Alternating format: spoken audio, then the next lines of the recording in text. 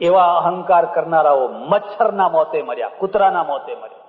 કોઈ એમને યાદ નથી કરતું. ગાંધી અને સરદાર એમણે ધાર્યું હોત તો કરોડો કરોડો એ વખતે પૈસા બનાવી શક્યા હોત. તો મને કહ્યું એમના એક સગાવાલા કોઈ માણસે મને કે 237 રૂપિયા નીકળ્યા એમના બેંકમાંથી. અને ગાંધીજીના તો એટલાય નીકળ્યા હશે કે કેમ એ સવાલ છે. એટલાય નીકળ્યા હશે કે કેમ, એટલે આ પૂજાય છે. એટલે ગાંધી આ સરદાર પટેલ છે, વકીલ તરીકે જયારે અહીંયા સારા સફળ વકીલ તરીકે કાર્ય કરે, નામ સાંભળે કે અહીં કઈ ગાંધીજી કોઈ આવ્યા છે, એમ કે હા છે, એમ કે એ બધી જૂની વાતો, એમાં કઈ તથ્ય નહીં, પત્તે રમ્યા કરે. નહીં, મોટા ભાગે તો લોકો છે ને નવરા માણસોને બીજું કરવું શું. જો કે અત્યારે આપણે આ ટીવીનો ખૂબ આભાર માનવો જોઈએ કે રખડતા માણસોને ઘણાને બંધ કરી દીધા. ચોંટી જ રહે, બેસી જ રહે. અને લોકો એમ કહે છે કે છોકરા બગડે છે, છોકરા બગડે છે, છોકરા બગડે છે. પણ મારો અનુભવ એવો છે કે ડોહા જ ખસતા નથી ટીવી આગળથી. અહીંયા કોઈ બેઠા હોય તો પૂછી જોજો. મારા ઓળખીતા એક વૃદ્ધ પુરુષ છે, અત્યારે 92 વર્ષ ઉંમર છે, 92 વર્ષ. પણ ઓસ્ટ્રેલિયામાં જો મેચ રમાતી હોય, ઓસ્ટ્રેલિયાની મેચ રાત્રે 1:30 વાગે આવતી હોય તો 1:30 વાગે ટીવી આગળ બેસી જાય. પેલા એમાંથી આવતી હોય ને 1:30 વાગે, તે 1:30 વાગે એને એ ટીવી આગળ બેસી જાય. ઘર આખું બધું. મને કે એના વિના ગમતું. હે કે છક્કો માર્યો, દોડો. કીધું તમે દોડો અહીંયા, એમાં શું. આ ટીવીએ ઘણા માણસોને પકડી લીધો. એમાં ઘણું સારું આવે છે, ઘણું ખરાબ આવે છે. હવે તો જોનાર ઉપર આધાર છે. પણ ત્યારે આના સિવાય બીજું કોઈ વસ્તુ નથી. અને એમાં એક દિવસ એ ગાંધીજીની અડફટમાં ચડી ગયા. આ એક યોગાનું યોગ હોય છે. નરેન્દ્ર આવી રીતે જ રામકૃષ્ણની અડફટમાં ચડી ગયેલા, ઓચિંતાના ચડી ગયા. અને એક વાર અડફટમાં આવ્યા, એ કાયમ ના આવી ગયા. તમને કદાચ ખબર નહીં હોય, ગાંધીજીના ચિત્રો, ગાંધીજીનું સ્ટેચ્યુ કાળા રંગનું દેખાય છે. દુબળું પાતળું તો ખરું, પણ કલરમાં કાળો કલર દેખાય. ખરેખર એવા નતા, એ તો ગૌર વર્ણના હતા. અને ચામડીમાંથી તેજ નીકળતું. કાળા રંગના નતા, એકદમ લાઇટ કલર હતો.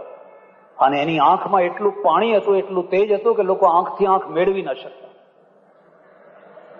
એટલી તેજસ્વીતા એમનામાં હતી. ગાંધીજીની ઝપટમાં એક વાર જે આવ્યો ને, આવી ગયો.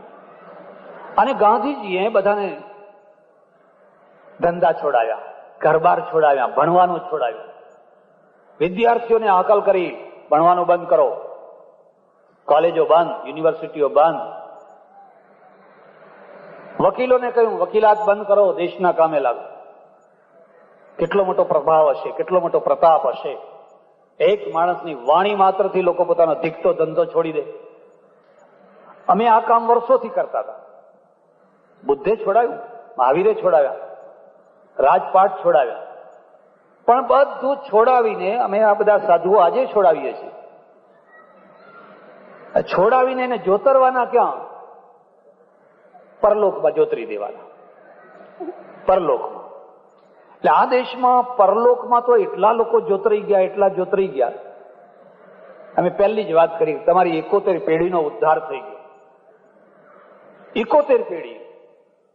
એટલું સારું છે કે કોઈ માણસ કદી એમ પૂછતો નથી મહારાજ એનું પ્રમાણ શું. આ તો પ્રમાણ વિનાની વાતો છે.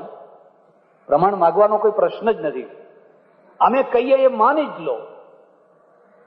71 પેઢીના ઉદ્ધારમાં આ દેશની લાખો પ્રજા જોડાઈ ગયેલી. કોઈ ઉપવાસ કરે ને, કોઈ ઊંધા લટકે ને, કોઈ દંડવત કરે, કોઈ કંઈ કરે ને, કંઈ કરે ને. પણ આ લોકના, આ પેઢીના ઉદ્ધાર માટે કોઈ નહીં જોતરાય. આ પેઢીની કોઈને પડી જ નહીં. આ પેઢીનું જે થવું, આ પેઢીનું શું, એ તો બધું બરાબર, બધું લખેલું જ છે જે થવાનું છે. ગાંધી અને સરદાર પહેલો માણસ હતા જેમણે આ પેઢીનો ઉદ્ધાર કરવાનું નક્કી કર્યું. પેલા વાયદાનો વેપાર નહીં, 71 પેઢીની વાત નહીં, પણ આ પેઢીની વાત કરી. અને એમાંથી આઝાદીની લડત શરૂ થઈ. કયું? વકીલાત છોડો, ફલાણું છોડો, ફલાણું છોડો, ફલાણું છોડો.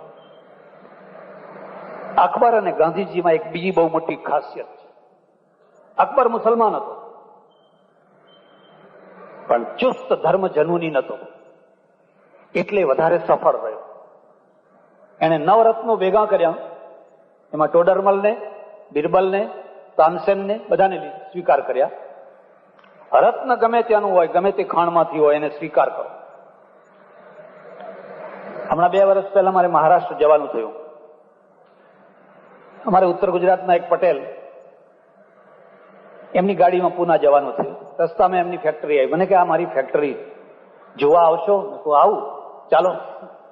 બહુ મોટી વિશાળ ફેક્ટરી, અને ભાઈ તોતિંગ બધા મશીનો બધું કામ કરે, આપણને આશ્ચર્ય થાય. પછી એમણે મને વાત કરી, મને કે ઉત્તર ગુજરાતથી 9,000 રૂપિયા લઈને મેં મહારાષ્ટ્રમાં પ્રવેશ કરેલો.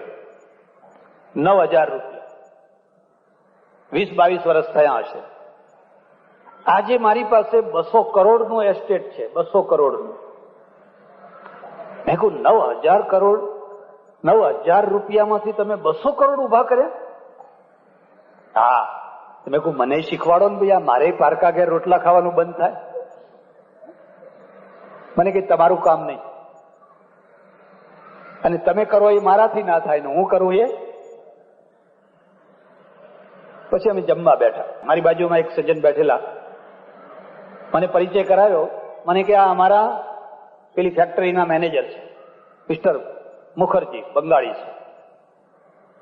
સારું. પછી વાત મેં કહું આ મુખર્જીને પગાર કેટલો આપો છો? મને કે 52,000 રૂપિયા પર મંથ, ગાડી, બંગલો, ટેલિફોન. અરે 52,000 તો રાષ્ટ્રપતિને નહીં મળતા હોય. 52,000 રૂપિયા? મને કે હા. મેં કહું આ બંગાળીને, આટલા દૂરના માણસને તમે 52,000 રૂપિયા આપો, એના કરતા તમારો કોઈ પટેલ રાખવો તો ને, કોઈ સગાવાલામાંથી કોઈ ભણેલો એવો માણસ રાખવો તો ને, તો મને કે આ ફેક્ટરી ઊંચી ચડી જાય. પછી આ મુખર્જી, આ બંગાળી, આ મેનેજર જ મારી ફેક્ટરી ચલાવે છે. જો હું મારા હગાવાલાને આમાં ભરવા માંડું ને તો ફેક્ટરી ના ચાલે. તો એ 9,000 માંથી પછી 900 રૂપિયા ના રહે. કેટલી સાચી વાત છે. રત્નોને શોધવાનો, રત્નોને ઓળખવાના. એટલે મુદ્દો યાદ રાખ, મજૂરોથી મિલ નથી ચાલતી હોતી, મજૂરોથી સાચા ચાલે. ખડખડ ખડખડ ખડખડ. મિલ તો મેનેજરથી ચાલતી હોય છે. 2-5 ખોટા મજૂર આવ્યા તો કોઈ ચિંતા નહીં, પણ એક મેનેજર જો ખોટો આવ્યો ને, બધી ફેક્ટરી ડાઉન, બધી ફેક્ટરી ખતમ. લશ્કરથી લડાઈ નથી જીતત. લશ્કર નથી લડતું હોતું, સેનાપતિ લડતો હોય છે. તમારી પાસે 10 લાખનું લશ્કર છે એટલે વિજય નહીં મળે. વિજય સેનાપતિથી મળતો હોય છે. અને તંબુમાં બેઠો બેઠો ત્યાં વિજયના નકશા દોરતો હોય છે. એ તો તંબુમાં બેઠો હોય છે, કે લડવા નથી જતો. બાબર જયારે ચડી આવ્યો, બાબરની પાસે તો કેટલા નામમાં થોડા જ માણસો હતા. 12,000નું લશ્કર હતું. અને સામે જે ઇબ્રાહિમ લોદી હતો, એની પાસે તો કેટલું 1.5 લાખનું લશ્કર હતું. બાબર જીતી ગયો. લશ્કર નથી લડતું, સેનાપતિ લડતો હોય છે. 2-5 ખોટા સિપાહીઓ ભરી દીધા તો કોઈ ચિંતા નહીં. અને જો સેનાપતિ ખોટો દાખલ થઈ ગયો, અત્યારે બધા સેનાપતિઓ આ દશા છે. મુશ્કેલી આ થઈ ગઈ છે. પ્રજાથી દેશ નથી ચાલતો હોતો, નેતાથી ચાલતો હોય છે. કદી આ ભ્રમણામાં ના રહેતા. ચર્ચિલ અને ચેમ્બરલેન બે એક જ પ્રજા ઉપર છે. ત્યારે એની એ જ પ્રજા છે ને, ચર્ચિલ આવે છે ત્યારે એની એ જ પ્રજા છે. પ્રજા તો માટીનો લૂંદો છે. એને તમે જેવો આકાર આપો એવો તમે આપી શકો. નેતા એને આકાર આપે છે. એ તો માટીનો લૂંદો છે. આજે જે પ્રજા છે એ જ ગાંધીજીના સમયમાં આ જ પ્રજા હતી ને.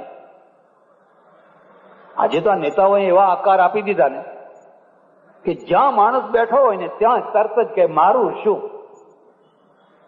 દેશની વાત નહીં. અને પહેલા એ પ્રજા કહેતી દેશનું શું? ત્યારે તો આ દેશમાં કેટલા ભગતસિંહ, કેટલા આઝાદ, કેટલા કેટલા લોકો થનગનતા, અને આ સ્ત્રીઓ અંગ્રેજોની સામે જઈને ઉભી રહે, ચડાવ તારા ઘોડાને, હિંમત હોય તો. એટલી બહાદુર, એ તો ઘડેલી પ્રજા હતી. નેતા ઘડતો હોય છે. એટલે પ્રજાથી દેશ નથી બનતો, નેતાથી દેશ બનતો હોય છે. સરદાર પટેલ છે, વકીલાત છોડી અને ગાંધીજીના સાથે જોડાઈ ગયા. અને ગાંધીજીએ જોયું, એક બીજી વાત પણ યાદ રાખજો, તમને શું પરખતા આવડે છે?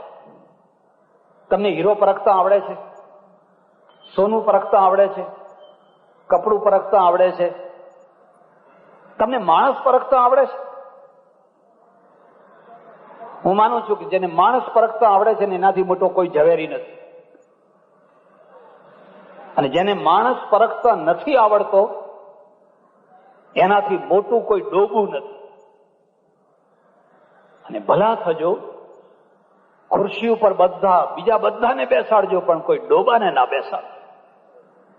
જો કોઈ ડોબું બેસી ગયું તો એને માણસ પરખતા નહીં આવડે, અને અહીંની જગ્યાએ આને બેસાડશે ને આની જગ્યાએ એને બેસાડશે, પછી તમે દેશનું ભલું ના કરી શકો. ગાંધીજીએ ખાન અબ્દુલ ગફ્ફાર ખાનને ઓળખ્યા, બંગાળના નેતાઓને ઓળખ્યા, ચક્રવર્તી રાજગોપાલાચારીને ઓળખ્યા, લાલા લાજપતરાયને ઓળખ્યા.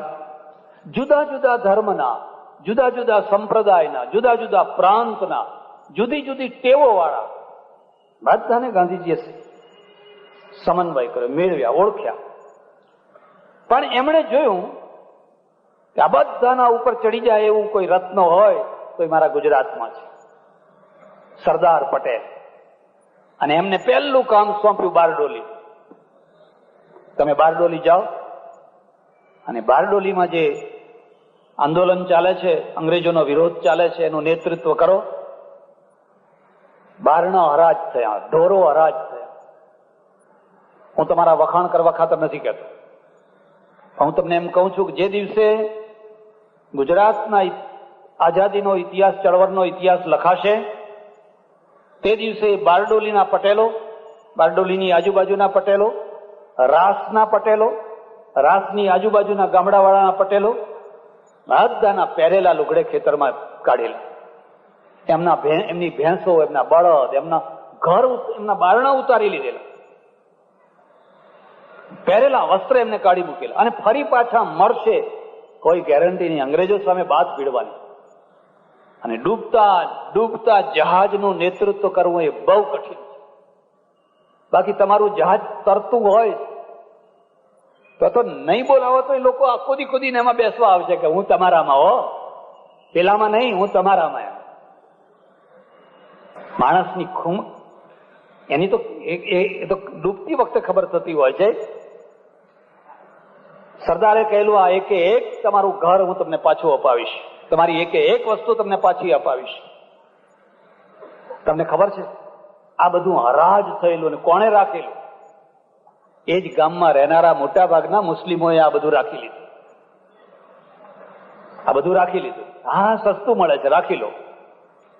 ઘર બાર વિનાના ફના થઈ ગયેલા. સરદારે પહેલી લડત આપી. એક બીજી વાત પણ તમારે સ્વીકાર કરવી પડશે. એક તરફ ગાંધીજી, બીજી તરફ સરદાર અને બીજા બધા નેતાઓ, અને સામે અંગ્રેજો. અંગ્રેજોનું પણ મોરલ હતું. ગાંધીજીની સફળતામાં 50% અંગ્રેજો કારણ છે. જો અંગ્રેજોની જગ્યાએ રશિયનો હોત, ઇટાલિયનો હોત, જર્મનો હોત, મુસ્લિમો હોત તો ગાંધીજી સફળ ના થઈ શક્યા હોત. પણ સામે અંગ્રેજો હતા, એ ઝૂક્યા. એમણે જોયું પ્રજા સામે પહોંચી નહીં શકાય ને આ ભડકો બહુ આખા દેશમાં ફેલાશે, માટે આને શાંત કરો. અને સરદારજી, ત્યારથી એમનું નામ સરદાર પટેલ પડ્યું. અને એક કાર્યકર્તા તરીકે, ધોતીઓ ને જબ્બો, એક કાર્યકર્તા તરીકે એ કાર્ય કરતા રહ્યા અને પોતાનું કાઠું કાઢતા રહ્યા. એમનું કાઠું એટલું વિશાળ, એટલું કદાવર થયું, કેટલી વાર એમને કોંગ્રેસના પ્રમુખ બનાવ્યા. એમની અનિવાર્યતા થઈ ગઈ. કોઈ કોંગ્રેસની મિટિંગ હોય, કોઈ વર્કિંગ મિટિંગ હોય, કોઈ ફલાણું હોય, કોઈ નિર્ણય લેવાનો હોય મહત્વનો, સરદારને પૂછ્યા વિના નિર્ણય ના લઈ શકાય. સરદાર એક અનિવાર્ય વ્યક્તિત્વ થઈ ગયું. અને પછી આઝાદી મળી. તમને ઘણાને ખબર હશે જ, પહેલા પ્રધાનમંત્રી તરીકેનો હક અને કોંગ્રેસ કમિટીના જે ઠરાવો છે સરદાર પટેલના પક્ષમાં હતા, નહેરુના પક્ષમાં નહોતા. પ્રાંતીય કમિટીએ જે ઠરાવ કર્યા, બધાએ સરદાર સરદાર સરદાર સરદાર સરદાર બધાએ સરદારનું નામ આપેલું. પણ ગાંધીજીએ કહ્યું, સરદાર મારી એક ઈચ્છા છે, તું ખસી જા અને નહેરુને પ્રધાનમંત્રી થવા દે. સરદારે કહ્યું, તમારી ઈચ્છા, હું ખસી જઈશ, ભલે નહેરુ પ્રધાનમંત્રી થતા હોય. સરદારની વહીવટી જે કુશળતા છે, નિર્ણયો લેવાની જે ક્ષમતા છે, એમની જે મુત્સદ્દીગીરી છે, એમના જે પરાક્રમ છે, એની જયારે તમે નોંધ લો ત્યારે ભરતની માફક પાદુકાનું પૂજન કરીને હું રહીશ, એવા ત્યાગની પણ નોંધ લેવાની કે નહેરુના માટે ગાંધીજીના કહેવા માત્રથી ખસી. બાકી એમને વિજય મેળવવાનો નથી, વિજય મળ્યો જ, એમના પક્ષમાં જ બધા ઠરાવો થયા.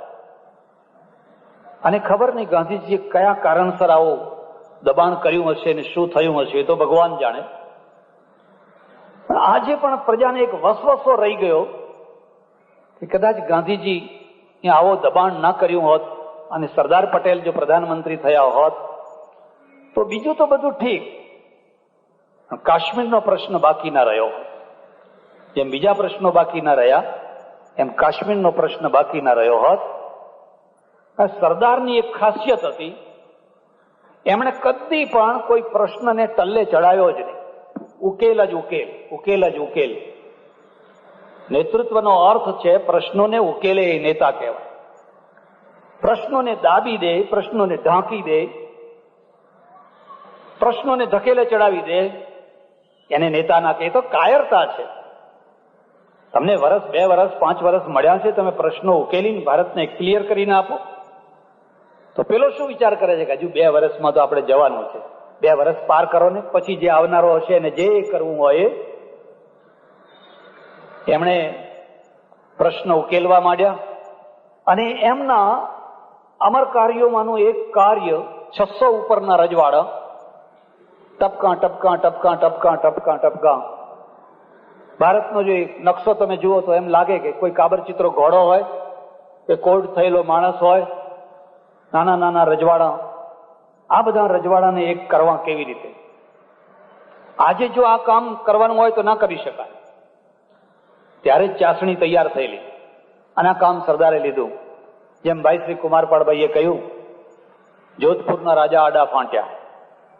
એટલી હદે સુધી તમને કદાચ ખબર નહીં હોય, મોહમ્મદ અલી જિન્નાએ જોધપુરના દરબારને, રાજાને ઓફર કરી, તમે પાકિસ્તાનમાં ભળો અને કોરા કાગળ ઉપર હું સહી કરી આપું, તમારે જે શરતો જોતી હોય એ શરતો બધી આપવા અમે તૈયાર છીએ, પણ તમે પાકિસ્તાનમાં ભળો. અને ભળવા તૈયાર થઈ ગયેલો. અમને અમારી શરતે એક વાર ભળો ને પછી તો અમને બધું કરતા આવડે છે. જુનાગઢની સ્થિતિ, નિજામની સ્થિતિ, અને નિજામમાં તો હિન્દુઓ ઉપર હાહાકાર વર્તાવી દીધેલો. એટલા જુલમ કરેલા હિન્દુઓ નિરાશ્રિત થઈને ભાગતા હતા. એક યોજના હતી કે આખા સ્ટેટને મુસ્લિમ બનાવી દો, હિન્દુઓને બગાડી દો અને આપણે એક સ્વતંત્ર બીજું પાકિસ્તાન થઈ જાવ. આ બધી પરિસ્થિતિ અને એક તરફ છે નિરાશ્રિતોનો ધાડાના ધાડા આવે ત્યારે આ સરદાર પટેલ. અને સરદાર પટેલની મુશ્કેલી સૌથી મોટી એ કે એક એવો ક્રિકેટ રમનારો માણસ હતો જેનો એક પગ બાંધી દીધેલો હતો અને એક પગે જ કૂદીને લડીને દોડીને લડવાનું હતું. જેનો એક હાથ બાંધી દીધો, એક હાથ ગાંધીજીએ બાંધી દીધો હતો, એક પગ નહેરુજીએ બાંધી દીધો. જો એના 2 પગ ખુલ્લા હોત અને 2 હાથ ખુલ્લા હોત તો કદાચ ઇતિહાસ કંઈક જુદો જ હોત. જોયું કે આ નિજામનું કોકડું કોઈ હિસાબે સુલઝે એવું નથી. નિર્ણય લઈ લીધો, પોલીસ એક્શન, લડીને લઈ લો. બીજો કોઈ રસ્તો નહીં. કાલ સવારે મિલિટરી દાખલ થવાની છે નિજામના સ્ટેટમાં, અને આજે જિન્નાનું મૃત્યુ થયું, જિન્નાનું અવસાન થયું. તે નહેરુજી દોડતા સરદાર પાસે આવ્યા. કેવું મોટું વ્યક્તિત્વ હતું.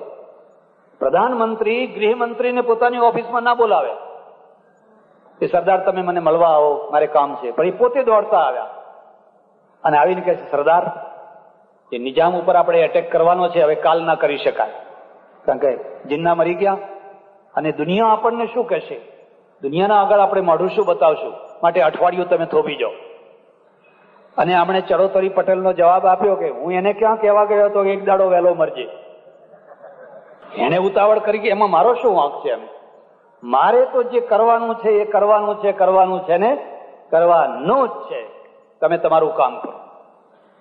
કેટલી મોટી ગૃહમંત્રી ઉપર બેઠેલું કેટલું મોટું વ્યક્તિત્વ હશે કે પ્રધાનમંત્રીને કહી દે કે વચ્ચે ના આવો, મને મારું કામ કરવા દો. અને ખરેખર બીજા દિવસે લશ્કર ગયું, નિજામને લઈ લીધું. પેલો જે મીર કાસિમ હતો, કાસિમ રિઝવી, જે હિન્દુઓના ઉપર જુલમ કરતો હતો, તમને કદાચ કોઈને ખબર નહીં હોય. જયારે ખબર પડી કે સરદારનું લશ્કર આવે છે, મારવાડી સ્ત્રીના કપડા પહેરીને ભાગી નીકળ્યા. બગાડનારા આપણા જ લોકો. એવું સાંભળ્યું કે કોઈ મારવાડી સ્ત્રીના કપડા પહેર્યા ને આપણા જ કોઈ બગાડી દીધો કે ક્યાં દોગે કે ઇતના દોગે તો ભાગો. અહીં તો એક દોગે લોગે વાળા ઘણા જ પાછા. બાકી દેશનું જે થવું હોય એ થાય. દોગે લોગે, બસ દોગે લોગે. હમણાંથી બહુ વધવા માંડ્યું છે. સારું છે, આ કોર્ટો બધું કરવા માંડી છે, સારું કરવા માંડી છે. થોડો અતિરેક કરે છે પણ ભલે કરતી હોય. નિજામ લઈ લીધું, જુનાગઢ લઈ લીધું. જુનાગઢની એ દશા. શામળશા ગાંધીને કહ્યું તમે જાઓ, અને જોતામાં જુનાગઢ લઈ લીધું. બીજા 2 સ્ટેટો, ફલાણું સ્ટેટ. આ બધા તત્કાલ નિર્ણયો ન કરવામાં આવ્યા હોત તો આ દેશનું થાત શું? આટલું બધું કર્યા પછી ના એમના દીકરાને કોઈ મોટી જગ્યાએ બેસાડ્યો, ના બેનને બેસાડી, ના કોઈ કુટુંબીઓને બેસાડ્યા, ના પાછળની કોઈ ચિંતા કરી કે આ ઘાટ ઉપર મારી સમાધિ કરજો. લોકોએ ના કરી. આજે વેદના થાય, પીડા થાય, દુઃખ થાય કે ત્યાં એવા લોકોની સમાધિ થઈ છે જેને કોઈ ક્લાસ નહીં, અને જેના આગળ કોઈનો ક્લાસ નહીં એની કોઈ સમાધિ 2 ઈંટે કોઈ મૂકવા તૈયાર. એટલું જ નહીં, પણ એમના અવસાન પછી સરદારનો માણસ તરીકે કોઈ માણસ થવામાં પણ બીક લાગવા માંડી કે જો આપણે સરદારના માણસ તરીકે ઓળખાશું તો કોપ ભાજન બની જશું. મુંબઈમાં એમનો અગ્નિદાહ સંસ્કાર થયો. આટલા વર્ષો પછી પણ સરદાર ભૂલાતા નથી. એટલા માટે નથી ભૂલાતા કે એની અંદર એક સાચું નેતૃત્વ હતું, ત્યાગ હતો, વૈરાગ્ય હતો, કુશળતા હતી, મુત્સદ્દીગીરી હતી, બાહોશી હતી. મોટા ચમરબંધીને પણ કેમ, જો એ દુશ્મન થઈને આવે તો એને કેમ ઝુકાવવો, એની આવડત હતી. 2 વર્ષ જેવી એક નાની મુદત એમને મળી, અને નાની મુદતની અંદર જે એમણે કામ કર્યું એ આજે વર્ષો 45-50 વર્ષ પછી પણ આપણે એ કામ નથી કરી શકતા. એટલું કરીએ છીએ, સમય ઉપર આપણે સરદારને યાદ કરીએ છીએ. સજ્જનો, સરદાર પટેલ સેવા સમાજ વર્ષોથી અમદાવાદમાં એક સારી સંસ્થા તરીકે પોતાનું નામ રોશન કરી રહ્યો છે.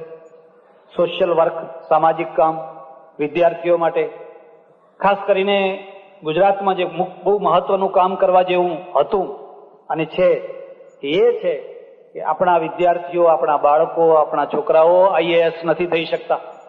અંગ્રેજી કાચું હોય છે એટલે બધા કી પોઈન્ટ ઉપર બેઠેલા અમલદારો, ઓફિસરો છે, બધા બહારના હોય છે, દૂરના હોય છે. એ આપણા ભારતના જ છે, એના સાથે કોઈ વિરોધ નથી. પણ તમારો છોકરો જો આવું કંઈ નહીં ભણે ને નહીં કી પોઈન્ટ ઉપર બેસે તો તમે વહીવટ કોઈ બેસશો? તમારે વહીવટની લગામ તમારા હાથમાંથી જતી રહેશે. સરદાર પટેલ સેવા સમાજે આ બીડું ઉપાડ્યું અને એના માટેના કોચિંગ ક્લાસ તૈયાર કર્યા, અને એ રીતે છેલ્લા કેટલાક વર્ષોમાં વાતાવરણ સુધર્યું છે. એટલે આજની પરિસ્થિતિમાં સરદાર પટેલ સેવા સમાજ દર વર્ષે જ્યાં સરદાર પટેલની જયંતિ ઉજવે છે, સાથે સાથે સામાજિક એકતા, રાષ્ટ્રીય ગૌરવ, રાષ્ટ્રીય જાગૃતિ અને રાષ્ટ્રીય પ્રશ્નોની ચર્ચા કરવી અને એ બધાના દ્વારા પ્રજાને એક વાસ્તવિકતા સમજાવવા માટેનો પુરુષાર્થ અને પ્રયત્ન પણ કરે છે. આવું એક સારું કામ કરનાર સંસ્થાને મારા તરફથી અભિનંદન અને સરદાર પટેલના ચરણોમાં મારા, તમારા, આપણા સૌના તરફથી એક શ્રદ્ધાંજલિ કે તમે થોડું જીવ્યા પણ અમર થઈ ગયા. તમારો વારસો, તમારી કૃતિઓ, તમારી બાહોશી, તમારી હિંમત આજે પણ અમને પ્રેરણા આપે છે અને અમે નતમસ્તક થઈને તમને યાદ કરીએ છીએ. કોઈ સરકાર યાદ કરે કે ના કરે, બીજા કોઈ યાદ કરે કે ના કરે, પણ અમે તો તમને હંમેશા યાદ કરશું અને કરતા રહીશું, કારણ કે એમના મૂળ પ્રજાના હૃદયમાં છે. એમના મૂળ કોઈ કાર્યાલયમાં નથી, એમના મૂળ કોઈ પોલિટિક્સની રેતીમાં નથી, પણ એમના મૂળ તો જન જનના હૃદયની અંદર બિરાજેલા છે. એ જલ્દી નીકળી શકે નહીં. એટલે આજે એ વંદનીય વિભૂતિને ખૂબ નતમસ્તક થઈ અને આપણે પ્રણામ કરીએ અને એમના બતાવેલા રસ્તે, એમની બાહોશીથી, એમની હિંમતથી, એમની કુશળતાથી આ દેશને આગળ વધારીએ એવી પરમેશ્વરને પ્રાર્થના. આભાર, ધન્યવાદ. હરિઓમ તત્સત. પૂજ્ય સ્વામી સચ્ચિદાનંદજીની 200 ઉપરની જુદા જુદા વિષયો ઉપરના પ્રવચનોની કેસેટો તથા 25 ઉપરના પુસ્તકો છે. આપ સૌ વધુમાં વધુ આ કેસેટોને સાંભળો તથા સંભળાવો તથા પુસ્તકો વાંચો તથા વંચાવો, જેથી ધર્મ તથા સમાજમાં જરૂરી સુધારા થાય તથા જાગૃતિ આવે. સ્વામીજીની પ્રત્યેક કેસેટની પોતાના ઉપયોગ માટે નકલ કરવાની છૂટ છે. માણસ પરિવાર વિના રહી નથી શકતો. એટલે એક બીજી વાત કહું, કોઈને પરિવારમાંથી અડધૂત ન કરશો, કોઈને તિરસ્કૃત ન કરશો. તમે 10 કૂતરાને જોજો, તમારા આંગણે, તમારા મોહલ્લામાં 10-15 કૂતરા બેઠા હોય, એમને જોજો કેટલી વાર લડતા હોય છે, પણ એકેને એ અડધૂત કરતા ના, ચાલ મારો મલ્લો છોડીને જતો રહે. પાછા હતા એને પાછા ભેગા બે લડે ઝઘડે, પણ હતા એમને. માણસ છે ને એ વાતમાં, નાની મોટી વાતોની અંદર તિરસ્કૃત કરે, હળધૂત કરે. અને હળધૂત થયેલો માણસ પરિવારથી ગમે એટલો પૈસાદાર હોય, ગમે એટલો શક્તિશાળી હોય, પણ એના અંદર એક ખાલીપણું રહ્યા કરે, એક ખટક્યા કરે એને. તમે જોતા નથી? તમારા લગ્ન પ્રસંગે, મરણ પ્રસંગે તમારી આંખ ક્યાં ફરતી હોય છે? કોણ આવ્યું, કોણ ના આવ્યું, તમારી આંખ ફરતી હોય છે અને તમને એની બહુ મોટી અસર થતી હોય છે. આવ્યા, ફલાણા આવ્યા હો, ફલાણા આવ્યા હો, ગાડી કરીને આવ્યા, કામ બગાડીને આવ્યા. અને તમે જેને ખાસ નજીકના માણસો માન્યા હોય અને જો એ ના આવ્યા હોય તો એની પણ બહુ મોટી અસર થતી હોય છે.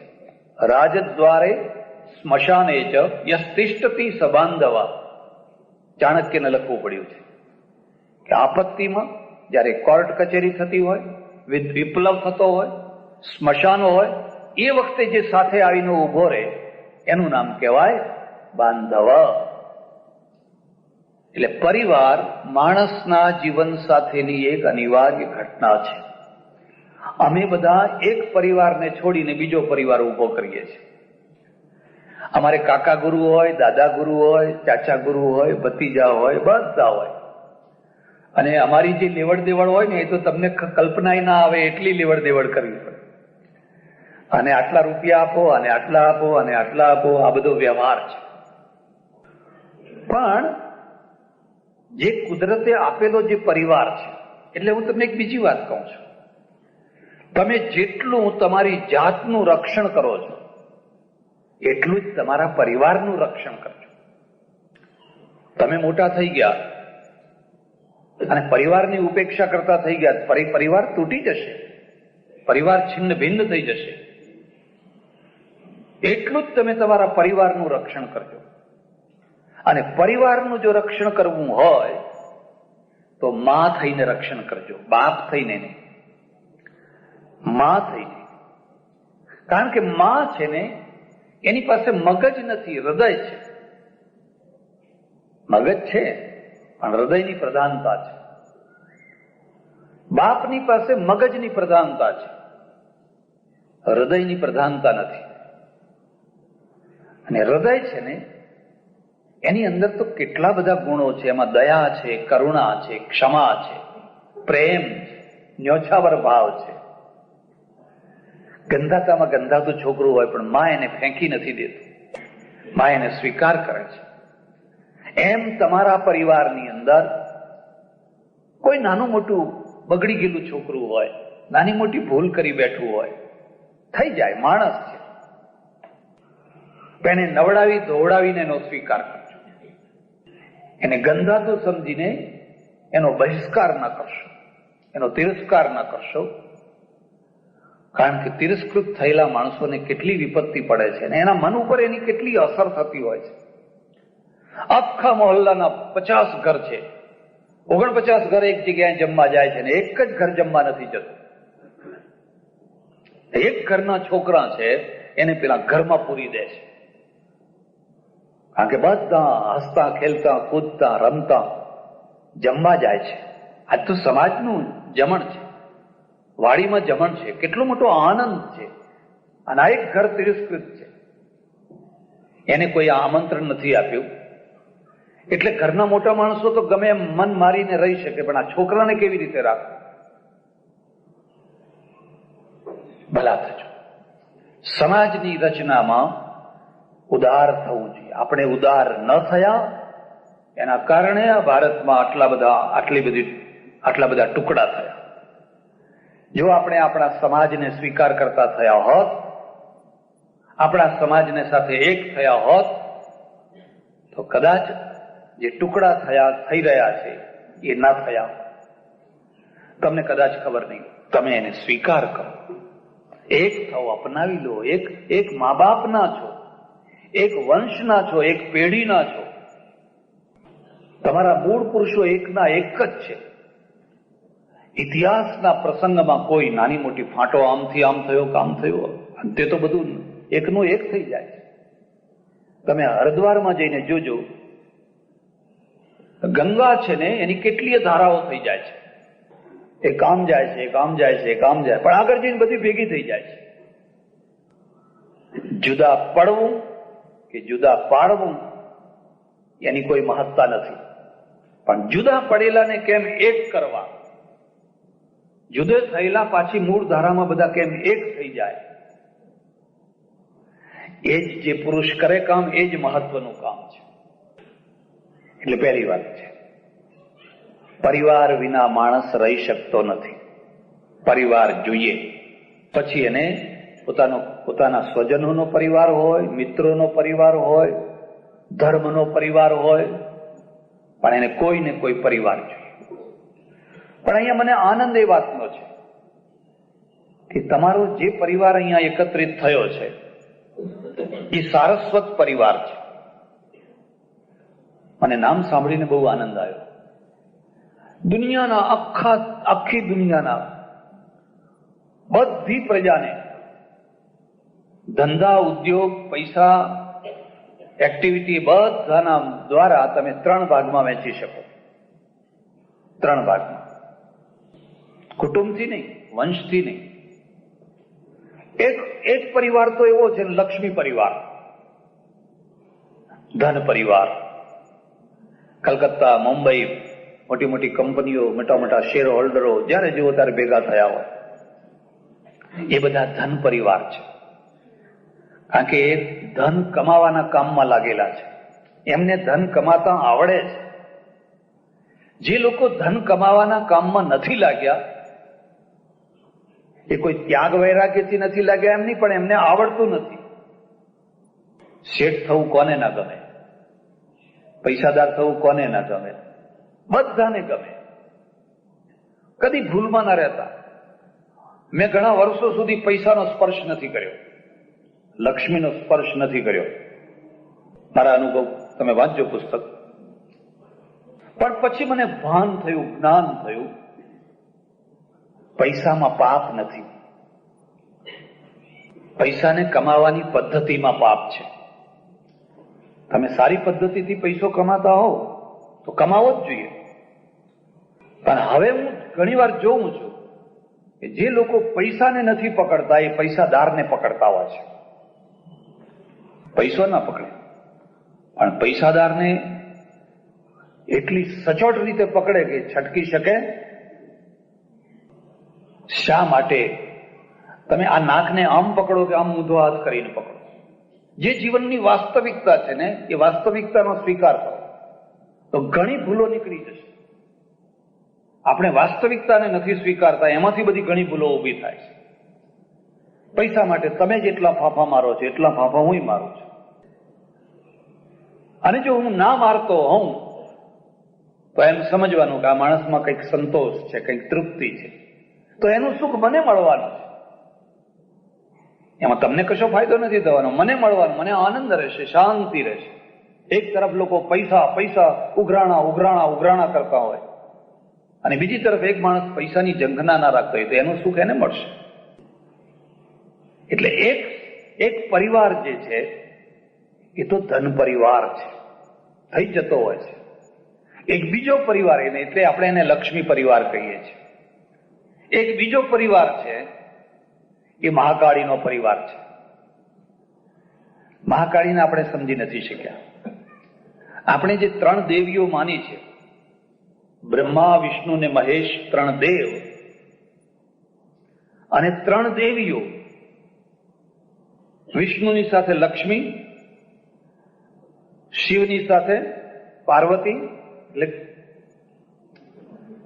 મહાકાળી, અને બ્રહ્માની સાથે છે ને સરસ્વતી, સાવિત્રી, સરસ્વતી. બહુ બુદ્ધિપૂર્વકની રચના છે. બસ આખી દુનિયા 3 એક્ટિવિટીમાં છે. એનું વર્ગીકરણ ઉપરથી કપડા ગમે એવા પહેર્યા હોય. પેલી જે મહાકાળી છે ને એ ખુરશીવાળી દેવી છે. પેલી લક્ષ્મી છે એ ગાદીવાળી દેવી છે. અને સરસ્વતી છે એનો પરિવાર તો ઉભો ઉભો બ્લેકબોર્ડ આગળ ભણાવે છે, પીરિયડ લે છે. 3 માર્ગો છે. એક નાનામાં નાની ખુરશીથી માંડીને મોટામાં મોટી ખુરશી સુધીની બધી ખુરશીઓ છે એ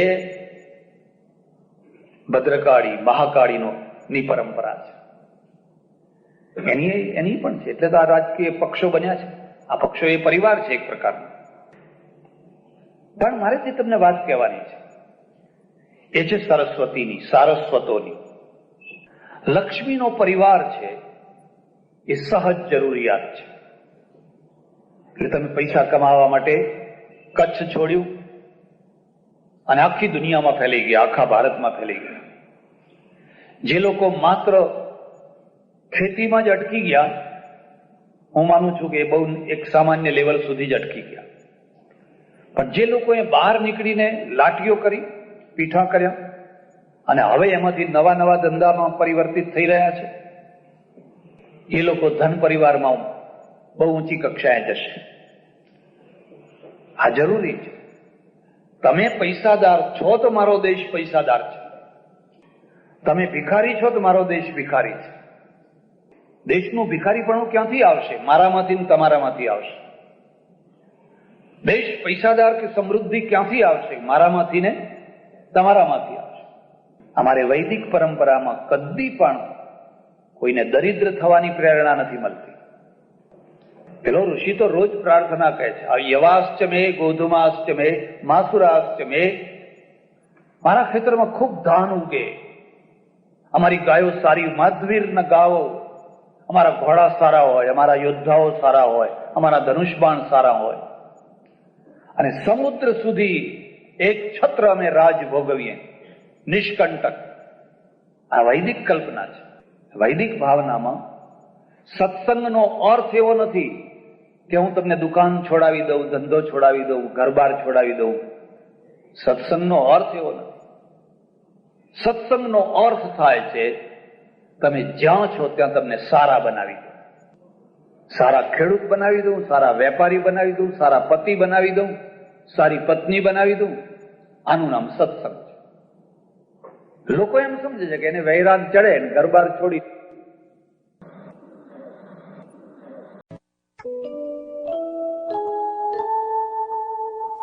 वन्दे मातरम् वन्दे मातरम् सुजलां सुफलां मलयज शीतलां सस्यश्यामलां मातरम् वन्दे मातरम्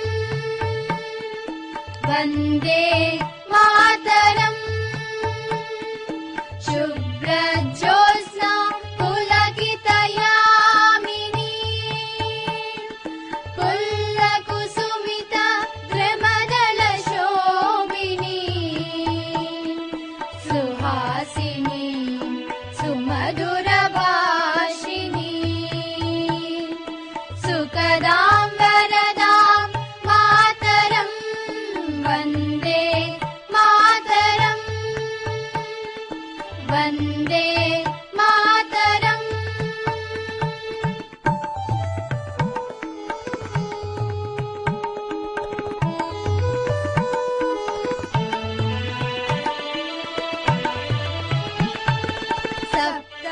सप्तकोटिकण्ठा कलकलनिनादकराले द्विसप्तकोटि भुजैन्द्रका करकरवाले ये बोले माँ तुम्ही अबले बहुबलधरिणी नमामि धरिणी विभुदलवरिणी मातरम् वन्दे मातरम् वन्दे